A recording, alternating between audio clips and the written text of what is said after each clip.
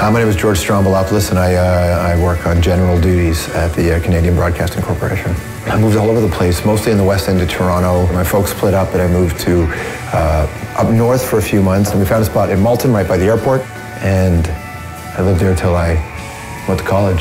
Yeah, my mother and my sister Natasha, that's a very small family. You know what makes me cry when I think about my mom?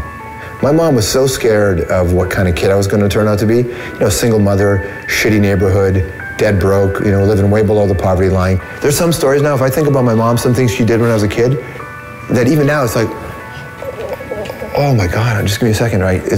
I can't do it without getting emotional, but then I have to stop because I don't want to, you know, I don't want to be on TV and start crying. This is not what I'm going to do. When I grew up, you know, the truth is, and this is sort of a problem in my life in general, I didn't really think about it. Didn't have any real plans, and I still don't.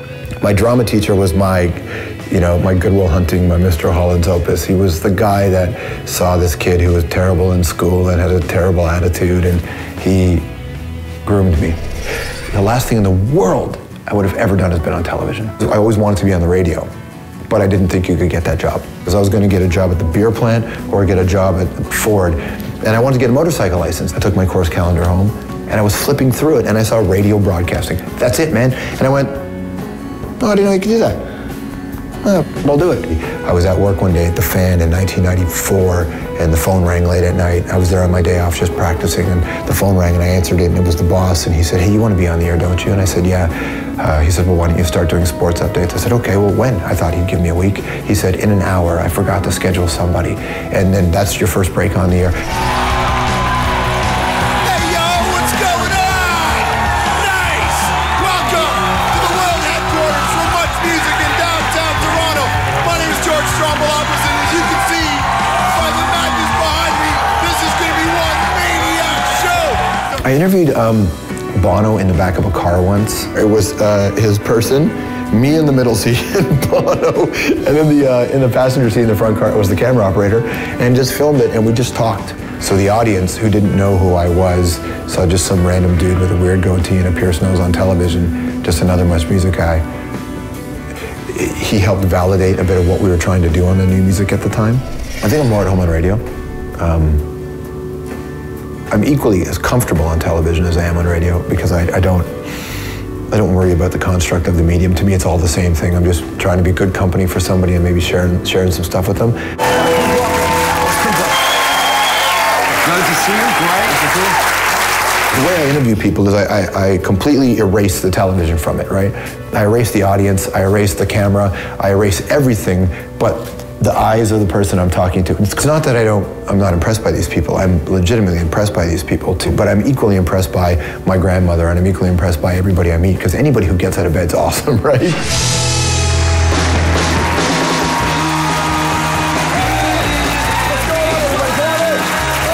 Welcome to the program. I'm your boyfriend, George Stroumboulopoulos. It is nice to see you today. I don't think our show exists without Jon Stewart kind of doing what he did first. The Onion had a really big impact on where people's heads were at the time. And I like the fact that we have range. That's my favorite thing. And the network lets us do our thing. They trust us. It's bizarre. I've never, and I shouldn't even say this, I've never gotten in trouble. I think what we did was show that on a network in this country, you could be brave. To me, it's not charity. To me, it's just health and justice. There's just a lot of health and justice issues out there on the planet that need to be looked at. And we're not out there doing charity. We're out there showing the work that people are already doing. We're fiery people, and we currently have a platform with which we can talk about it. And so at the end of this whole career, if I spent all my time going on and talking about Beyonce's bump, I'd hate my life, right? It's not what I want to do with my opportunity, right? And it's not that it's bad, it's whatever you're comfortable with, right? I don't believe everybody's entitled to an equal outcome, but everybody's entitled to an equal opportunity. I'm not afraid of failure. I'm not afraid of, because I don't really think failure exists. I'm not afraid of being judged. Pride makes it sound like you did something, and you didn't. Like, you need so many people who have no real vested interest in your success to take a chance on you.